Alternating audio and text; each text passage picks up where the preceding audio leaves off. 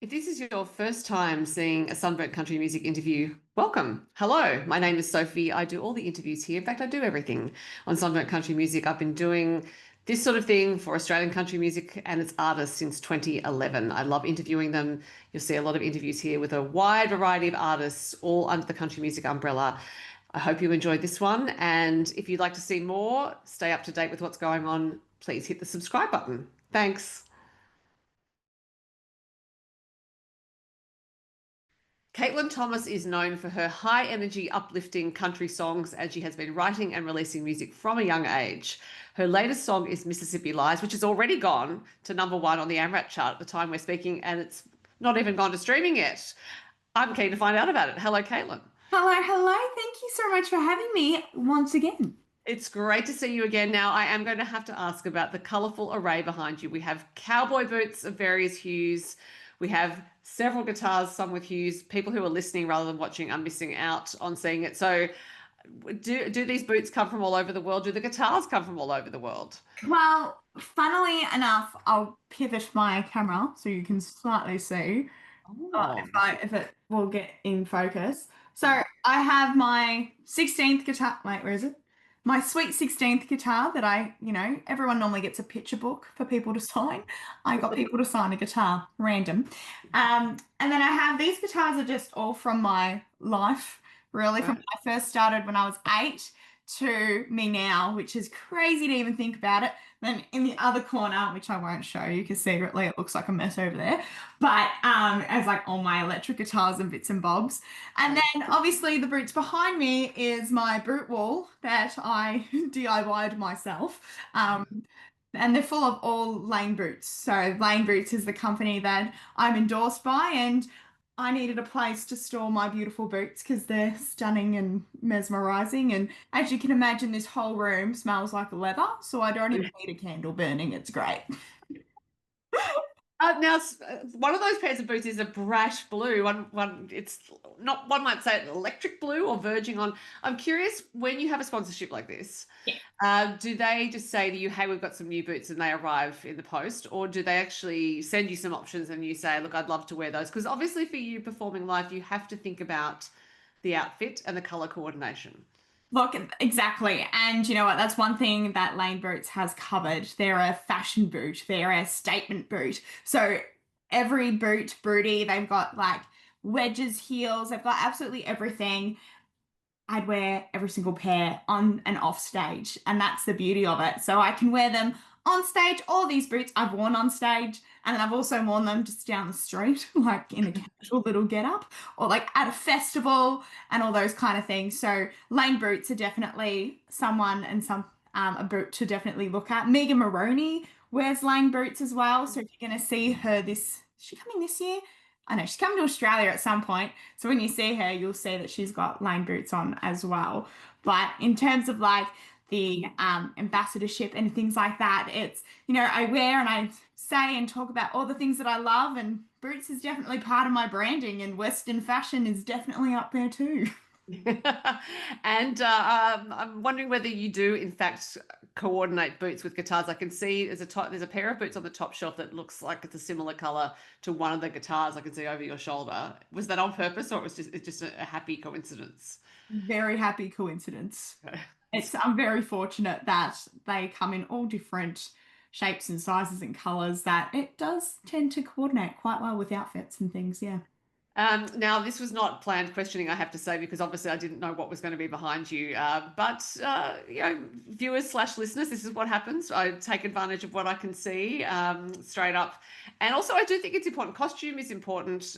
Costume enhances performance. And I do find that when artists take care with costume, it makes it memorable for the audience. So that's also why I'm asking, in case anyone's thinking, why would you ask about boots? Costume is a big part of performance, and has been for millennia, I would argue.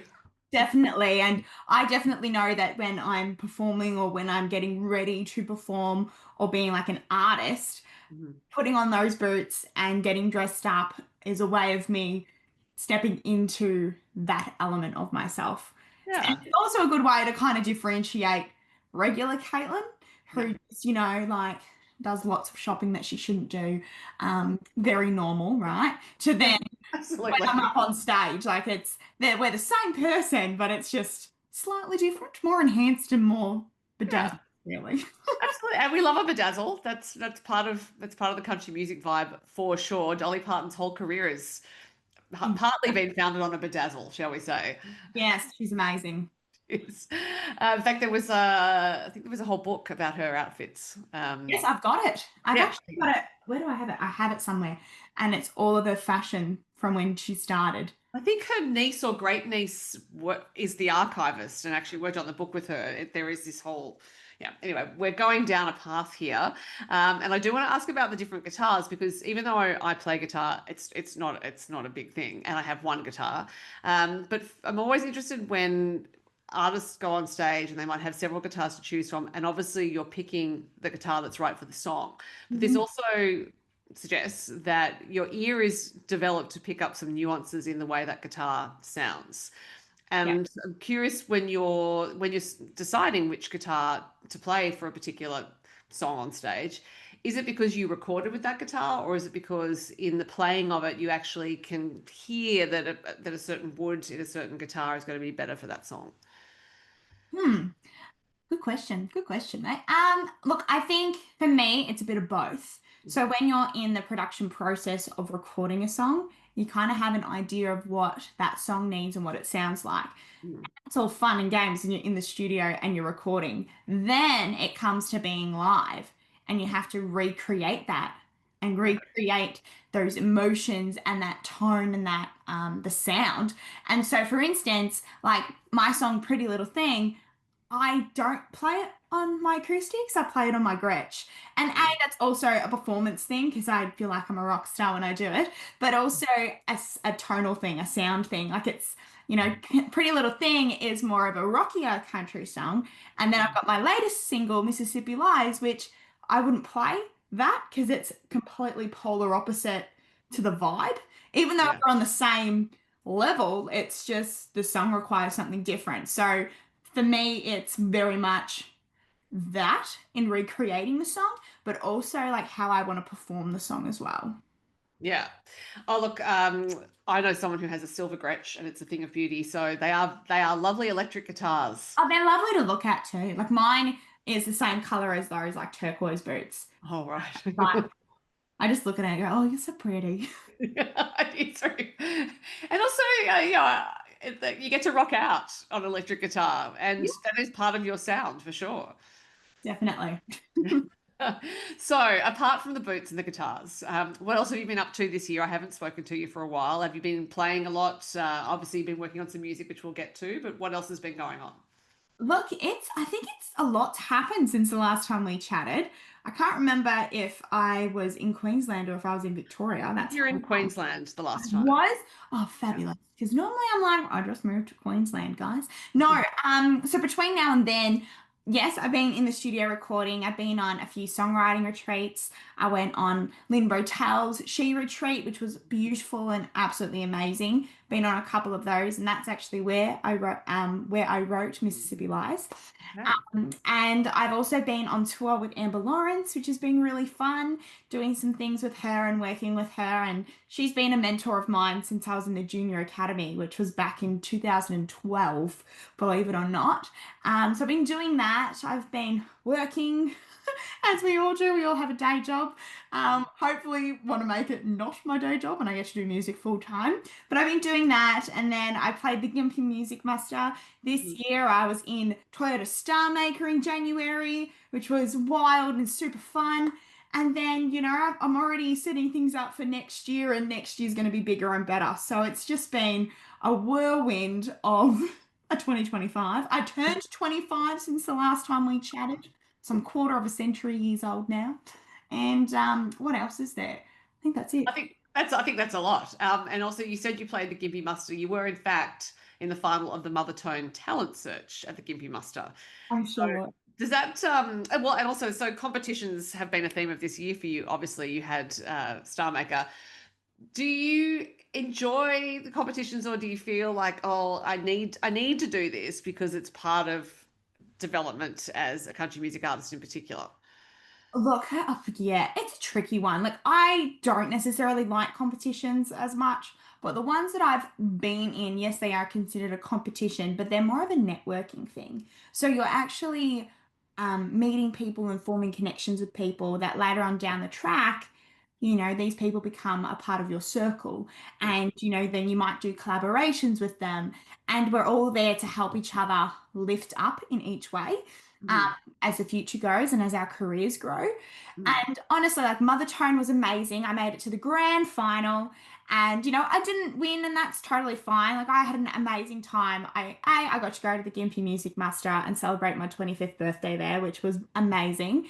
And then secondly, I got to play my own show at Gympie Music Muster as well as play not only once but twice with the incredible band that learnt my songs and I got to sing pretty much six of my original songs to a whole different crowd and hopefully new fans. So when you look at it from a different perspective, even though Yeah. like, yes, it's not fun for using anything, but it also helps you build more resilience and make you go, huh, I'm a lot stronger than what I initially thought. And that's something that Australian Idol taught me back in 2023. And every time I get to a certain point, I'm like, well, I'm not on camera and I'm not being recorded. So this is bad. You know what I mean? So it's Yeah. like it's kind of like a catch-22. Like you're damned if you do, you're damned if you don't. And Yeah. I think it definitely builds and helps you build more as an artist and also as a human. Yeah. And academy is also great for networking. I know you went to junior academy, but the Yeah, junior academy cohorts seem to stay in touch well into their senior years. definitely. Like I did the junior in 2012, my senior one in 2018. I did that with Sammy White, Blake O'Connor, Chloe Styler. Like I've been and I've seen and met some incredible musicians and artists and who are still doing it now. Some of them have taken a break and that's totally fine, but some of them are kicking goals and I'm like, I know that person and I know that person on a deeper level and that's an amazing thing? Yeah. And they know you too. Exactly. So we all know each other. So Yeah. it's awesome. It's a little cohort. Now, you mentioned that you wrote Mississippi Lies, your latest single, at Lyn Bowtell's SHE Retreat. Now, Lyn's onto a good thing here. There seem to be a lot of great songs coming out of these retreats. It sounds like it's a really supportive environment, the way she's running it, and that in itself is also leading to interesting collaborations. Did you write this one solo while you were there, or with someone else? No. So this one was a fluke, right? Honestly, it was like not even meant to happen or go anywhere. It was like a kind of exercise, a work exercise that we had. And like the She Retreat is amazing. You probably can hear my cat meowing. She needs to be quiet. But anyway, um, but the She Retreat is incredible. You know, at She Retreats, there's lots of women there. It's a really safe space. And you're definitely right. Lyn Bowtell, she's amazing and she's beautiful inside and out. And she's really created a safe space for people to let their guard down. And I think that's something that we tend to not do enough of. And Yeah. as songwriters, we kind of go into a real vulnerable place and we are very exposed. And it's okay to be exposed in those kind of environments, even though sometimes it feels a little bit risque. Yeah. But in terms of Mississippi Lies, we just got given a chord structure and was like, off you go. You have to stick to this chord structure. Let's see what you come up with.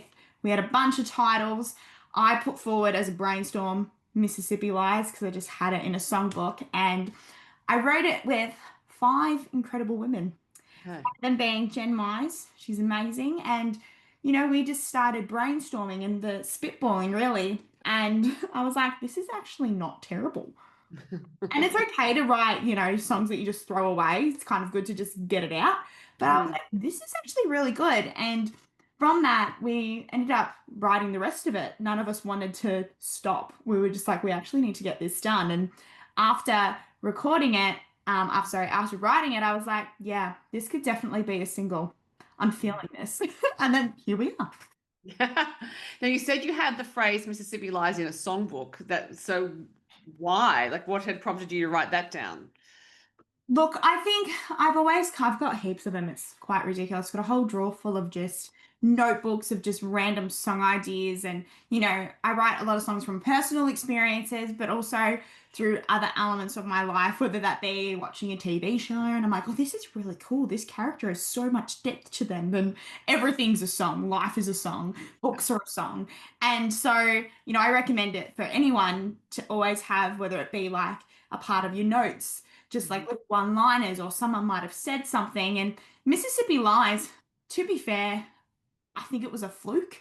I had like Mississippi in one column and lies in another, and I was just like, oh, that's kind of cool. I wonder what that could be. And yeah, like then turned into a whole Miranda Lambert thing, and I was like, yes, this is such a vibe, female empowerment, woohoo! And yeah, it's just something, a songwriting technique that I learnt at the academy, and I've just kind of adapted that to my everyday life, and yeah. So you have a line in there, Miranda tried to warn me, which is a reference to Miranda Lambert and her song Kerosene. So I'm wondering, in the process of writing this at the SHE Retreat, where Miranda and that song came into it. Yeah, I think, to be fair, it's all a bit of a blur, but we were writing about, like the red flags and, the guys that are really charming and they really lure you in and you're like, wow, this guy's amazing, or this person's amazing. And then all of a sudden, you either have friends going, that's not right. That's not okay. And then you don't see it. You're like, no, no, no, it's all good, until the aftermath.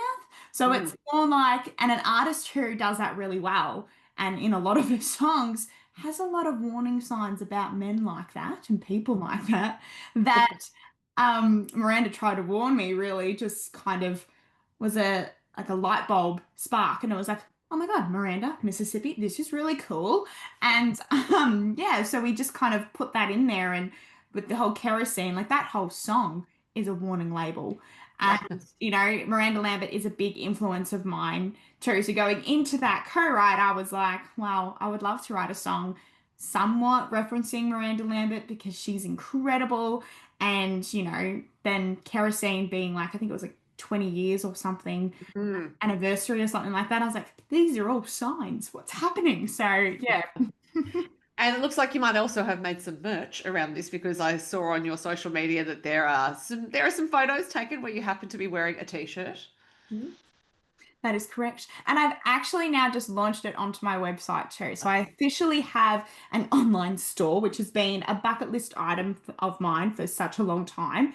And it is now live. So thank you. I got around to it and I did it. Took a long time to get there, but I've got Miranda Tried t-shirts, drink coolers. I've also got some Western jewelry that I've had made, which is inspired of Mississippi Lies as well. What else is there? I think, and I've got some other merch as well, but I'm hoping to get some hats and bits and bobs because I love all that kind of stuff. And I think Miranda Tried is like a really cool slogan. It's like, yeah. Yeah. Well, it sort of begs a question, doesn't it? So people might ask about it. But yeah, I can see why the store took a while to set up if you were doing jewelry and all sorts of things. And just generally, I think they're hard to set up because it's not your core competency running an online store. Your core competency is being a musical artist. And exactly. And it's, as an independent artist, we have to do a lot of things and wear a lot of hats. And I'm very thankful that I have a really good team around me now that are helping me and supporting me in doing these kinds of things, because it's really important that people can have access to, to merch or, social media, like constantly being active and evolving as an artist and as a person as well. So it's definitely, something that I didn't think 10 years ago I would have to do, but we've got to do it, and that's fine. We're just jumping on board. Yes, look, you're all extraordinary. I think all the different hats that are being worn, no pun intended. But back to the song Mississippi Lies. Now, you recorded this with Jared Adlam, who is a very popular producer these days. Why did you decide he was right for you? Look, I've been wanting to work with Jared for a very long time. Being in Melbourne, not really possible to do because I didn't really know anyone that was, I knew people that were up here, but not, Queensland's a big state, and I've come to realize this. I've explored it. And then, obviously Tyler Rodriguez, who's a really good friend of mine, she works with him quite a lot. And, my mate Will Day works with him quite a lot, Jake Whitaker, and I've heard all these incredible things. And obviously the sound in his production is definitely something that I was like, oh, this could be different. And moving from Melbourne to Queensland, normally I work with M squared, but Mhm. sometimes, they're also really hard to get into, and that's Yeah. another travel expense. So to try and keep the budget lower to be able to record more, I thought, hey, I'll try and work with Jared. I'm always keen to work with new people and new producers because they bring a whole different level of ingredients to a song and processes Mhm. as well. And I think it's really great to work with different people because they pull different sides of you out. And some of them like being not what you expected. Like I'm Mhm. working with M Squared. I'm actually flying down in a few weeks to go and record my next single. So, Right. and I'm looking forward to working with Jared again next year for another song. And I think it's also about the song itself and what producer will best fit that song. So I knew with this one that this would be a great Jared Adlam production because I Right. know he gets really amazing musicians over in Nashville to Right. record his songs. And it just had in my head, mind you, it was just an acoustic demo when I sent it to him, but in my head, I could hear what I thought he would do really well at. So Yeah. yeah, well, it's a business thing, I suppose. You're kind of going, who's going to represent me in the best possible way? And he was amazing to work with. I absolutely loved it and would recommend him to absolutely everyone. Well, with the reasons we've just discussed about you running an online store and learning new things, it is a business and you are investing your money in that business. And so you have to make the right business decision, I think. No, definitely. And, all artists are a brand. And, with that brand, you've got to kind of go, well, you're not going to take it to someone that's not either A, in country music and knows what is popular and knows what's coming next, or is really embedded in the genre. So I wouldn't take my stuff to, let's just say, like a orchestra, Yeah. classical, like or a jazz, like you know what I mean. So you kind of got to pick and choose because that would just be funky, be weird. Yeah, it would be. And also, I know Jared's on the Gold Coast, but there is quite a country music community developing in Southeast Queensland. And I saw something. I think there was a session at Big Sound, which I didn't go to, but on the program, I think it was something like, "Is Brisbane the next Nashville?" And I thought, well, yeah, there is a lot happening. I think he's a key part of it. I know what's going on at QUT. There's Song Muster at Gympie and things like that happening. Gympie itself. So yeah, you are in the right state, I think. I definitely believe that. I didn't realize how popular and how big the country music scene was up here until I got here. And there's country music blooming here, there, and everywhere. Every weekend there is something on. And I'm really, really thankful that I took the leap and moved and, did that because I now feel like I'm more cemented in the country music scene and I get to be a part of it more and experience more things. And, I went to my first rodeo in my little town and I was like, what is this? And I've always, like, I haven't been to a rodeo since I was a really little kid when our small country town was a country town, if that makes sense. Yeah, yeah. And so the fact that I work at a country school, a regional country school that backs onto farmland. I'm like, what is my life? Yeah. It's so cool. Like, it's awesome. And Queensland's a beautiful state. Australia is an amazing country. So the fact that I get to explore it and I get to be a part of it, and, I get to go to Gympie because it's only 3 hours away from me. That would be never in my wildest dreams that I'll be able to go. Yeah, and there are lots of other festivals happening in Queensland too. So yes, again, back to it being a good state to be in. Now, this song, I noticed that you released it to streaming about 4 weeks ahead of you. Sorry, released it to radio about 4 weeks ahead of releasing it to streaming. Now, what I usually see these days is artists releasing about a week between the two. So I'm interested that you decided to do the 4 weeks. It has worked beautifully because it's gone to number one on the AMRAP chart. But I'm wondering actually if there was the calculation there if I do want to allow a bit more time on radio or if it's just the way it turned out. Look, I think it was a fluke. To be honest, I didn't really think of that. Like being with radio, like radio stations, besides streaming, radio stations are the ones, and community radio are the ones that are pushing independent artists and pushing Australian musicians, and exposing them to their listener demographic. And so I think for me, I thought it would be really cool if they kind of had hands on it first before we go to streaming because like who really listens to radio? I know I do, but I know that there's quite a few people who just go either they listen to like on an app or everything digital these days. So for me, it was honestly an accidental blessing that way. Yeah. Yeah. Well, and it has come back to you in Exactly. So we're all good. the top position. So, as I mentioned at the top, you have been involved in music from a young age. So, I think you released your first song. Were you 12 or 10 when you released your first song? I We forgot. have 10. 10, yeah, which is extraordinary. Just to be able to even conceive of that at that age.